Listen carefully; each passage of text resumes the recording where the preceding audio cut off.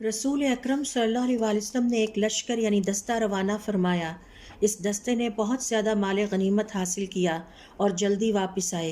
एक शख्स ने अर्ज़ किया, ए अल्लाह के रसूल, हमने किसी जमात को इससे ज़्यादा जल्दी लौट कर आते और ज़्यादा गनीमत पाते नहीं देखा। आप सल्लल्लाहु अलैहि वसल्लम ने फरमाया, क्या तुम्हें इससे भी ज़्यादा जल्दी लौटने वाला और ज़्यादा गनीमत पाने वाला अमल ना बताऊं?